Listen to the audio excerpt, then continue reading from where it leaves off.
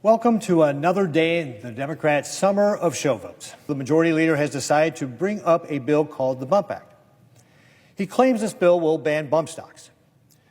But just like his previously misnamed bills, if you actually read the bill, that's not what it does at all.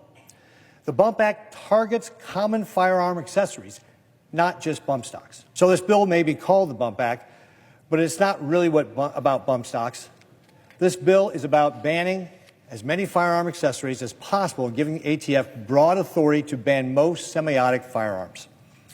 It's an unconstitutional attack on law-abiding gun owners. What Republicans in the United States Senate and the House of Representatives are doing on a regular basis is facilitating the mass slaughter of Americans, handing to individuals whose brains are breaking the tools of mass slaughter, refusing to do the easy, popular, common sense things to just make it a little bit harder for 58 people to be gunned down, 500 people to be injured in a 10-minute period of time. I take this personally because I have lived through an experience of mass slaughter, as has the presiding officer.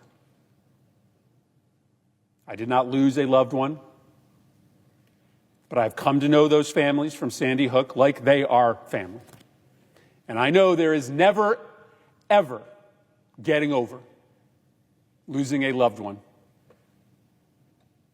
Frankly, whether it be to a gun death by suicide or by mass slaughter. But it makes it harder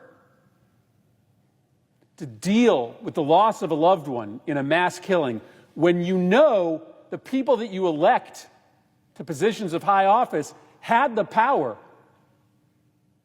to prevent the slaughter, or at least prevent it from being as bad as it was, and they chose to do nothing. Mr. President, we don't have to fight over everything here. It's okay if occasionally we find consensus around common sense things that we could do together to keep our country safe. I kind of thought we had consensus on at least the idea that civilians shouldn't be able to get their hands on machine guns. I understand there's differences between Republicans and Democrats on AR-15s, that maybe not all of my Republican colleagues think that everybody should go through a background check before they buy a gun, but I thought we were all in agreement that fully automatic weapons were too dangerous to be in the hands of civilians, that these are unquestionably weapons of war. They are designed for mass slaughter, and you just do not need a weapon that allows you to fire hundreds of rounds per minute in order to hunt, in order to protect your home, in order to shoot for sport. But apparently, Mr. President, we do not have consensus on the question of whether Americans should have access to machine gun technology. Because earlier today, Senator Heinrich, a gun owner, somebody that knows a lot about weapons, came to the floor to ask for consent that we make sure that civilians can't get their hands on a device called a bump stock that allows you to convert a semi-automatic weapon into a machine gun. That's effectively what a bump stock does. It allows you to change a semi-automatic weapon, in which you have to pull the trigger in order to fire each round, into an automatic weapon, in which one physical pull of the finger allows you to fire multiple rounds. It effectively gives you access to an automatic weapon. I thought that we all agreed that automatic weapons, machine guns, should be in the hands of the military. I especially thought we all agreed on that after what happened in Las Vegas. On October 1st, 2017, a gunman opened fire on a concert from the 32nd floor of the Mandalay Bay Hotel. There were 500 yards between that gunman on the 32nd floor and those innocent concert goers. That gunman fired about 1,100 rounds, killing 58 people, and wounding 500. When we think about the Las Vegas tragedy, we focus on that number, 58 people. That's a stunning number of people to die in an instant. We don't talk about the 500 people who were injured, many of them with injuries that changed their lives forever. Everyone, whether they were injured or not, dealing with trauma that impacted their lives forever.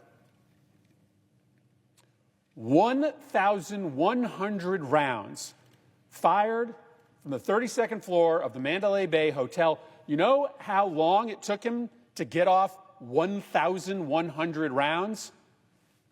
11 minutes. 11 minutes. That gunman was able to fire around 90 shots every 10 seconds. Why? Because he had taken a bump stock and converted a semi-automatic weapon, turning it effectively into an automatic weapon.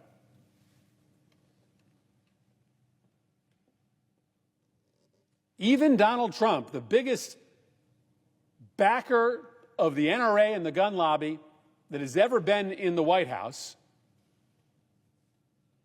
knew that something had to change. He put forward a regulation to ban bump stocks, and most of my Republican colleagues celebrated that change. I don't remember many of them opposing it. But this month, the Supreme Court, packed with pro-gun lobby justices, most of which selected by Donald Trump, ruled that that regulation was unconstitutional. I think they got it wrong. I think they absolutely got it wrong. I think if you look at the plain reading of the statute, bump stocks are illegal. And the regulation proffered by the Trump administration should have been ruled as constitutional. But Trump's appointees thought otherwise. They bought the argument of the gun lobby, and they ruled that bump stocks could once again be sold commercially in this country.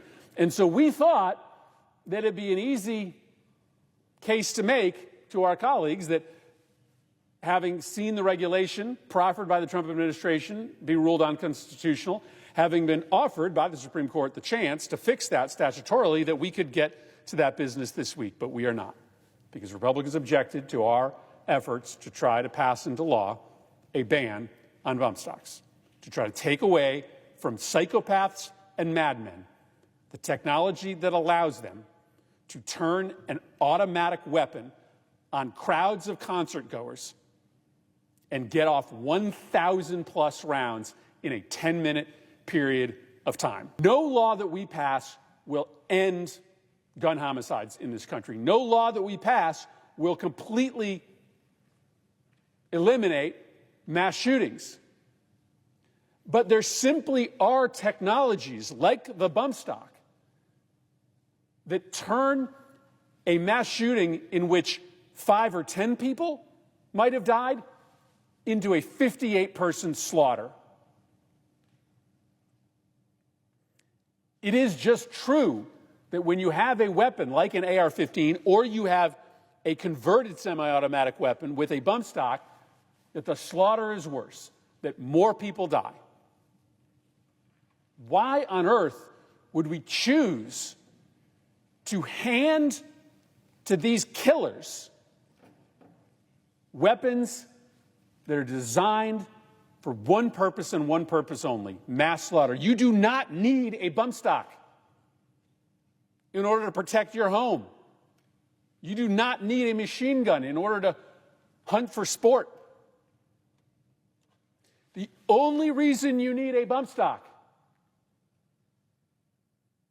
is to engage in mass murder. Now, Republicans complain that this was a political stunt. What about everything that Joe Biden has said and done? What about the efforts that Senate Democrats have undertaken would suggest that we aren't sincere in our desire to prevent unnecessary gun deaths? We have over and over again acted in good faith to try to find bipartisan compromise around changing the gun laws of this nation. Joe Biden has shown absolute sincerity in his desire to try to keep more people alive. This is not a gotcha unanimous consent request. This is a real attempt to effectuate what we thought was a consensus, that people shouldn't have access to machine gun technology in this country.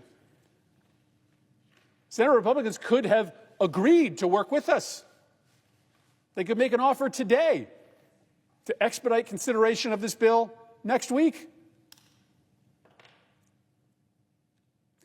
And so the only political decision that is being made here is by Republicans who are opposing a bill that is undoubtedly supported by the mass majority of Americans. So if this wasn't the way that Republicans wanted to do this, then I'm open to other offers. Because we have passed bipartisan legislation to save lives. There are Republicans who have joined us, most recently on the Bipartisan Safer Communities Act. And what we know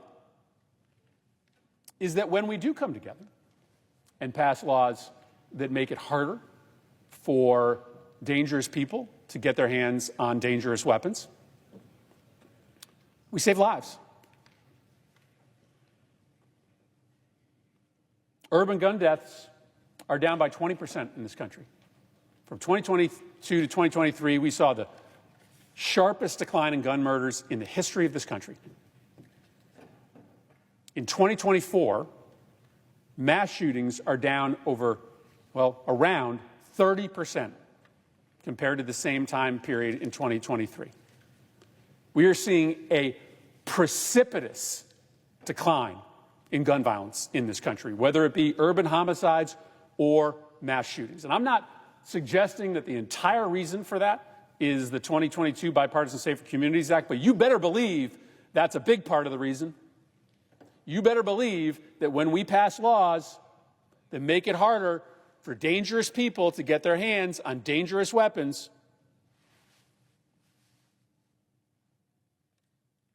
that we save lives. And what matters in this country more than protecting the physical safety of your loved ones? What matters more? Nothing. Think about it. You would give anything to protect your son or daughter from physical harm. You would trade away your career, your savings. You might even give up your own life. And we have an easy opportunity. We had an easy opportunity. Republicans had an easy opportunity earlier today to just make it a little bit harder for this small subset of individuals in this country whose brains have collapsed and believe that the only way to deal with their demons is to turn a gun on others. We had a chance to make it less likely that that subset of individuals would be able to kill 58 people, like what happened in Las Vegas. And we couldn't even come to that consensus. We're open for business. If this wasn't the way today, show us the way. Tell us how we can answer Republican concerns so that we can get these weapons of war, these facilitators of mass murder, these bump stocks off the streets. I yield the floor.